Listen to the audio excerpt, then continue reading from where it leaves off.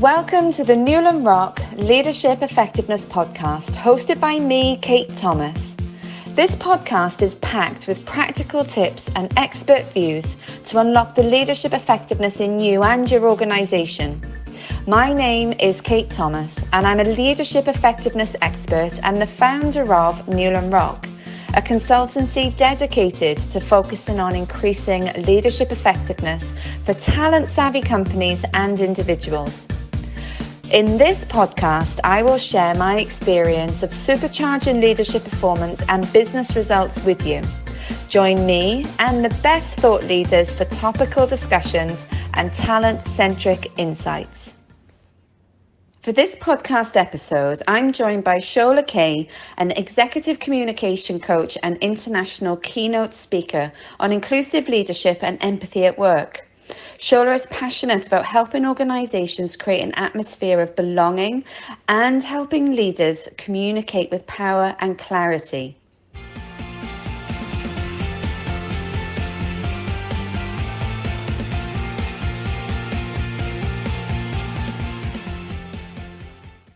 Shola, it's absolutely fantastic to have you join me for this podcast. And I've been talking recently about saboteurs and what can get in our way from in terms of success.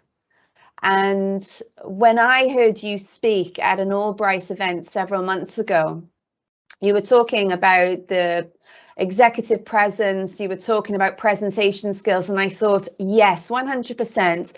There's something that gets in our way when we are going to present, and I'd love to talk about that in more detail. What are the saboteurs that are getting in our way? Before we get that, what's the backstory? How did you end up in this space? Thanks for asking that, Kate. And my backstory revolves around being a really lousy communicator very early on in my career.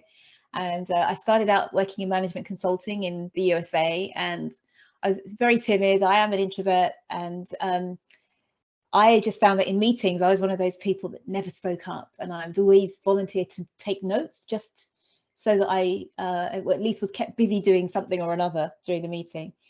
And I was sort of this way for a couple of roles, I guess. And one role I got put on probation because they thought I was being lazy rather than it just being that I hated speaking and being heard in meetings.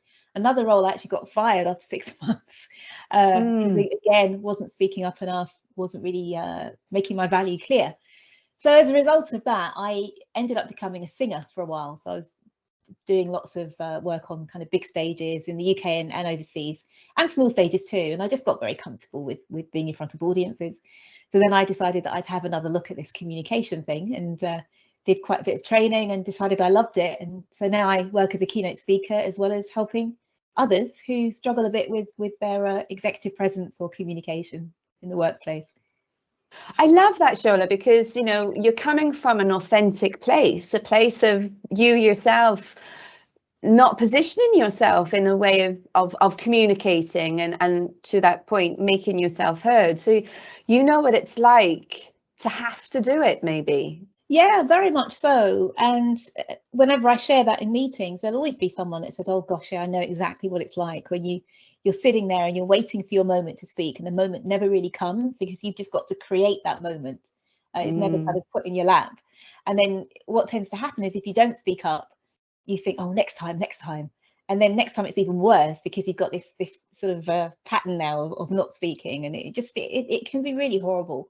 So I do know exactly what it feels like for people when they feel they're not representing themselves properly.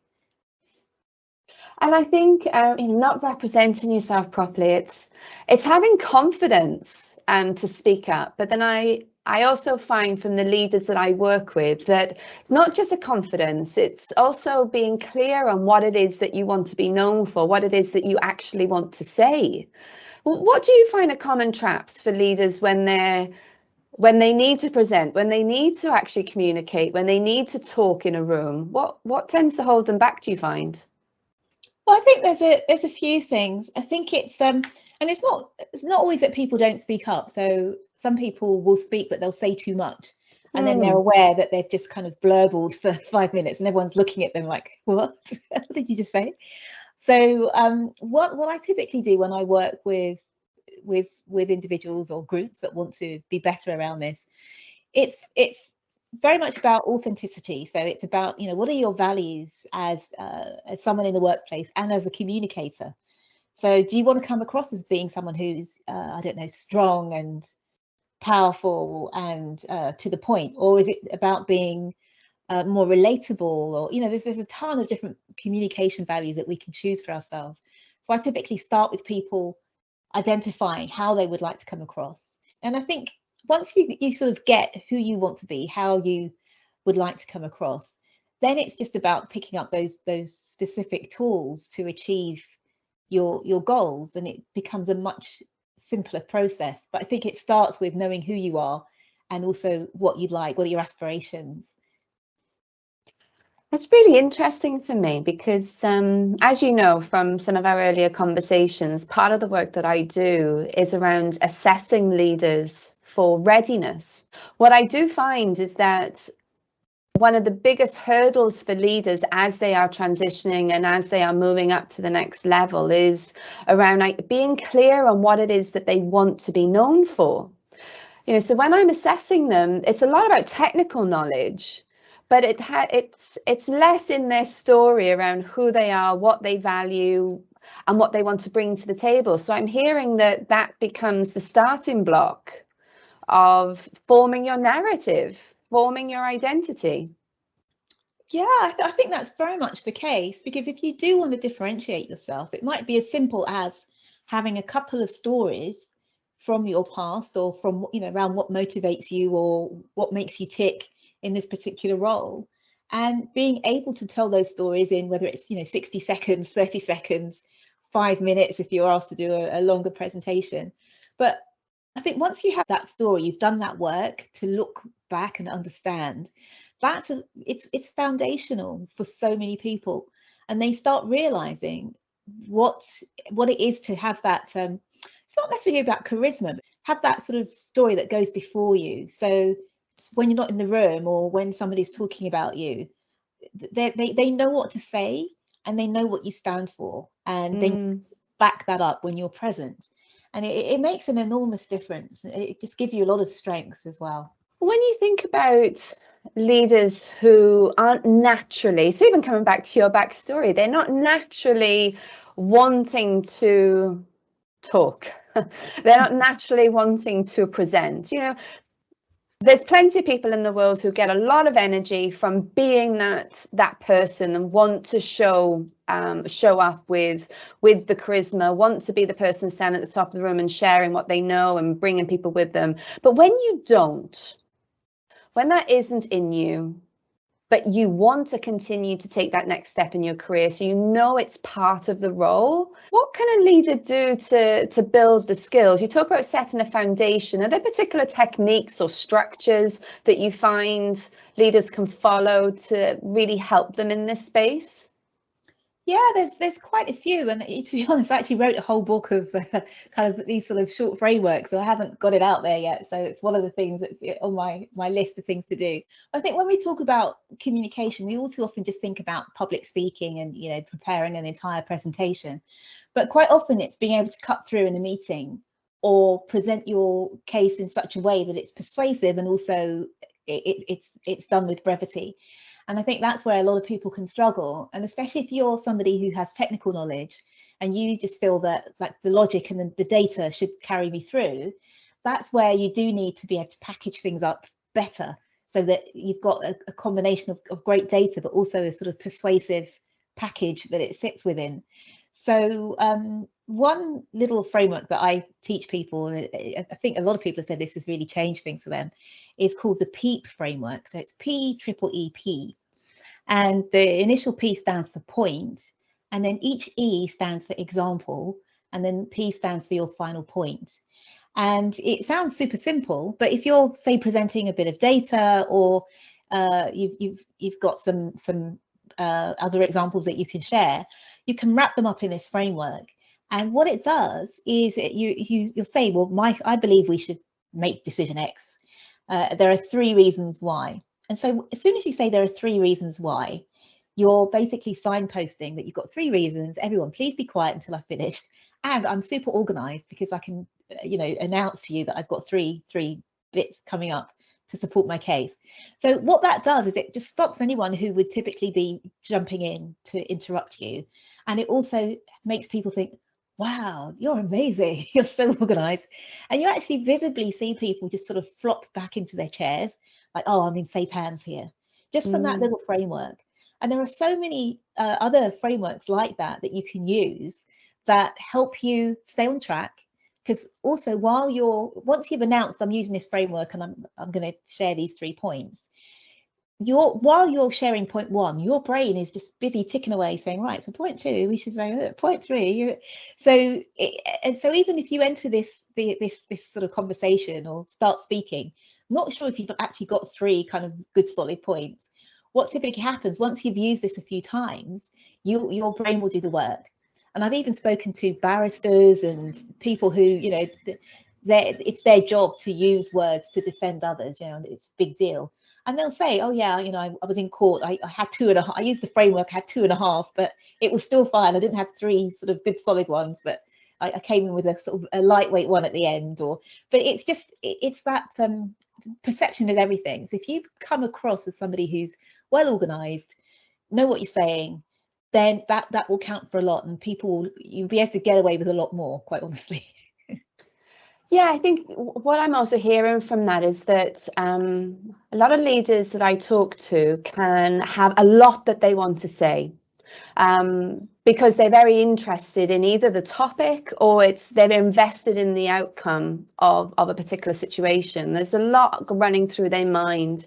So it's creating that order, but also then having the impact that those sitting around you get a sense of clarity from having this structure. Yeah, it's a great little framework, and it can often be just having a few of these sorts of tricks under your belt can make all the difference. And if you practice them on a regular basis, suddenly you become this person of influence rather than yet another person who's kind of not super organized and means well but hasn't really got it all together. What do you find, when you say means well and God and getting it all together? I hear you on that, and I think that a lot of the time we can get in our own way when it comes to how we show up when we're presenting, when we're talking, when we're in meetings. Those who need to perfect on their skills and how they present, what is getting in their way, do you think? What's come up? Yeah, there's a few things. So, of course, wanting to sort of having a sense of or a desire for perfection, shall we say. So people being perfectionists can get in the way. So what we might do is we might start and then we think, oh no, actually I should have said it this way, or oh, I forgot to say this. So you end up interrupting yourself or looking like you're indecisive because you kind of switch tacks. That can get in the way. I think also in our desire to get it right, what we can do is often just give people too much information. And that's when you see people sort of start switching off, or the eyes go a little bit kind of like, oh yeah, or you would get interrupted because going back to what you were saying about making it clear for people, you tend to think, oh, the more information I give, the more persuasive I'll be. And that's not it at all. It's really not. So sometimes less is more, and 3 points powerfully made can be more successful than 10 points that aren't really sort of put together very well. So I think those are a couple of the reasons why we can trip ourselves up. I think if we can just relax a bit, practice these sorts of frameworks, not worrying about being perfect, but see that 50% of how we're taken is how we come across, and 50% might be the actual content. And take good care of paying good attention to the how and not just the what that we're saying. That's really important. I think that is such a strong way for anybody to come at their communication. 50% is content, and then 50% is in the how. In the how, in my mind, I've got ideas on what the how is. What are we really talking about in that 50%, that other 50%? What do we want leaders to be doing for that other 50%? Well, some of this comes down to sort of one of the topics I love to talk about, which is empathy as well. And it's about understanding that not everyone's like you. So the way that you have to present your information, you may have to sort of not necessarily massage it, but just deliver it in such a way that it's effective and works for everybody. So, for example, if you're perhaps more of a sort of forceful person and you've got lots of very cerebral people in the room, just having loads of energy and kind of, yeah, right, we need to do this, that might be very ineffective for those cerebral people, because they do not want to be pushed. They want to take time. They want to think things through. They've got that more kind of reasoned approach. So part of it in terms of the sort of persuasive element is really understanding different ways to position your content, which is again the how, position your content, and also how you come across, so that people are not put off by you and your passion, let's say, or by you and your kind of thoughtfulness, but you kind of manage to sort of tick a few boxes in terms of the way you come across and the way that you deliver that information. Nice. It's knowing the audience. It's understanding the perspectives of the variety of people that are going to be sitting there, and acknowledging that what you want might not be the same as what everybody else in the room wants. Absolutely. And persuasion is really giving people the thing that you want to give them in the way that they want to receive it, basically. So it's just having that awareness. And I'm coaching somebody now, doing some executive coaching, and this is somebody who is quite a forceful person and is sort of very much around, right, why are we taking so long to think this through? We need to move quickly. And what they really needed is an understanding of different personality types, of how you can acknowledge what somebody else has shared to soften them up before you then say, well, I think that's a great idea. And what about if we just added X, Y, and Z to it to make it even more, even make it even better, or even whatever. And that's going to be much more effective for many people than, yeah, not bad, but I think we should do it this way instead.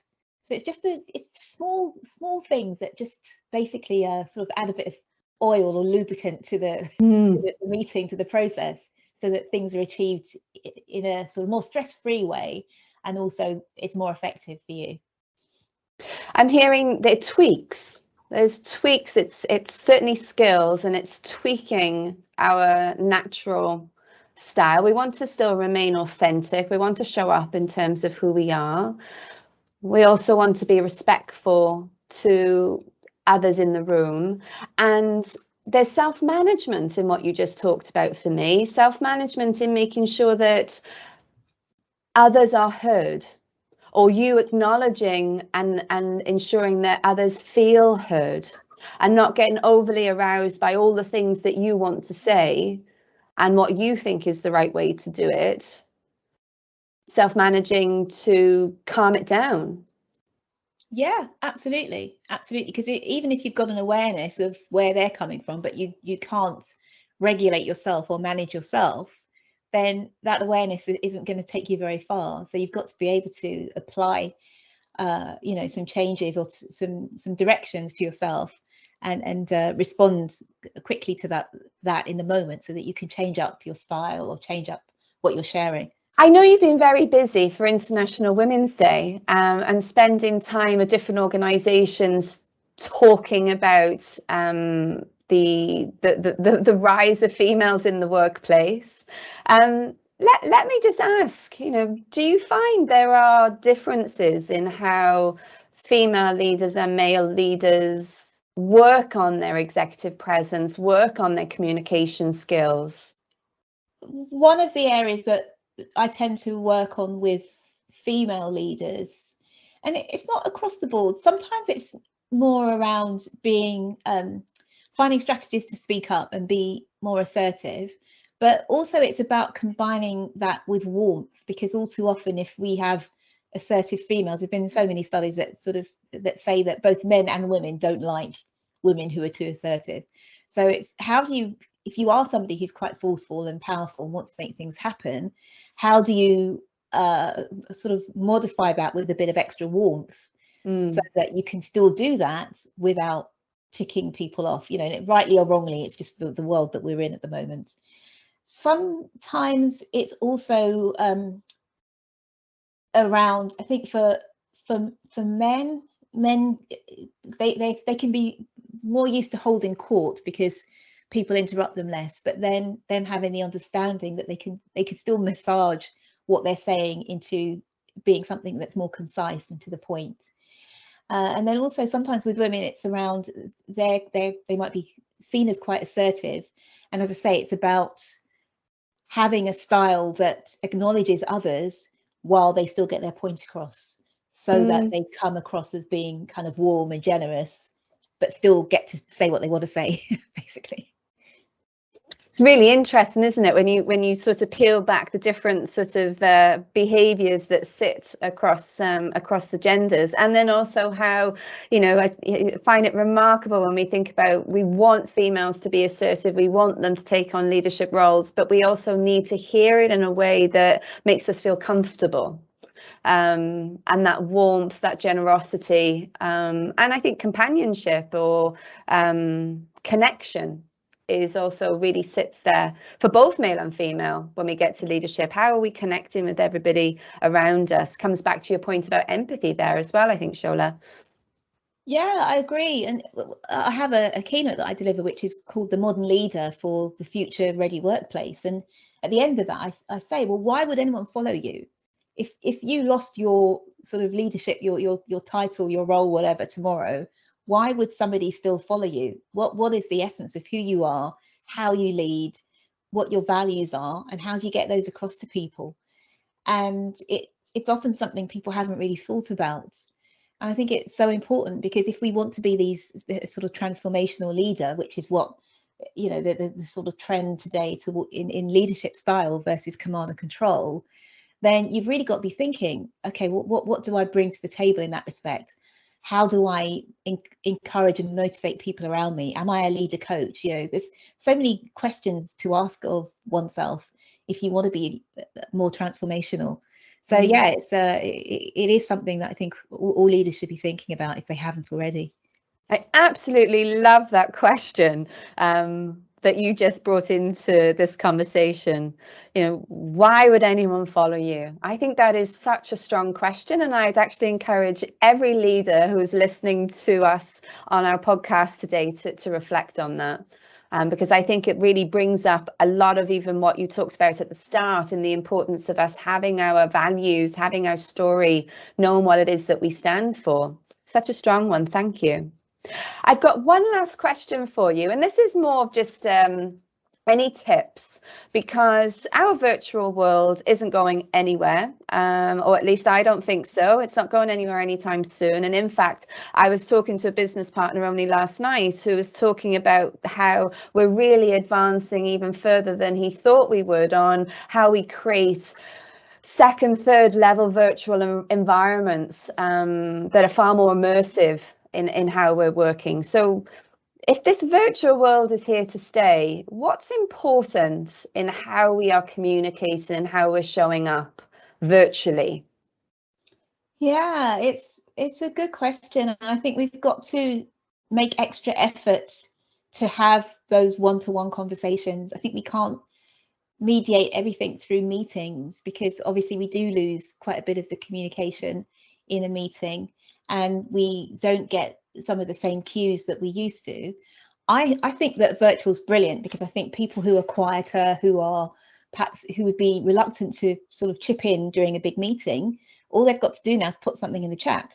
So I think it's a huge enabler for many. But I also say that I think people need to kind of play their hand a bit more in terms of reaching out to make connections with individuals, saying, oh, you know, let's jump on a call, let's jump on a Zoom one-to-one to have a quick chat.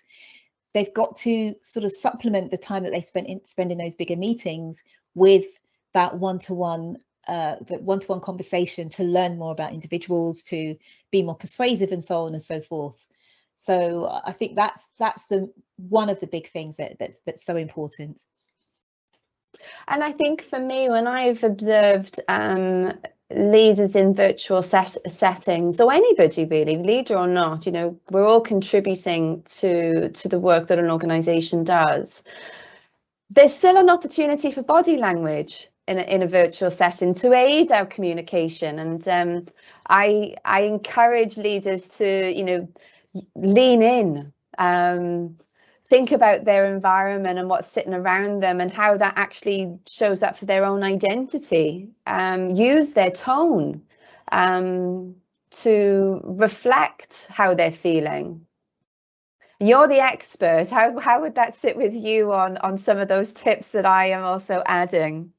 Yeah, I think they're good points, and it's interesting because when we all went virtual, whatever it was, a couple of years ago now, goodness, I remember running a few sessions around, okay, how do you take your communication to the virtual environment, and saying things like, well, you know, what sort of backdrop do you have? You could even make something that's branded for you, or, you know, be very purposeful about that. Even things like, what sort of quality microphone have you got so people can hear you properly? You know, how are you coming across? Are you making sure that you're nodding profusely so people can see, you know, if you agree? All those sorts of things. So it's funny because in my world, because most of the people I work with have sort of gone virtual and have done it quite effectively, I kind of feel as though, well, I said that sort of 18 months ago, they should know now. But there are still many people out there who need those basic tips and hints, or they've got the basics in place and now it's time to get to, you know, 2.0 with the virtual communication, and sort of up it a little bit more. Yeah, our expectations are starting to shift even more, aren't they? As you say, we're 2 years into this now. So what does the virtual comms world look like 2.0?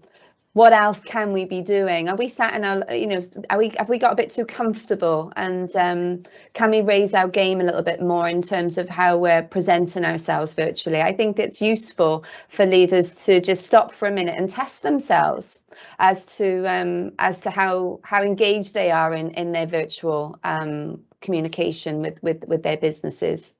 It's not going anywhere, that's for sure.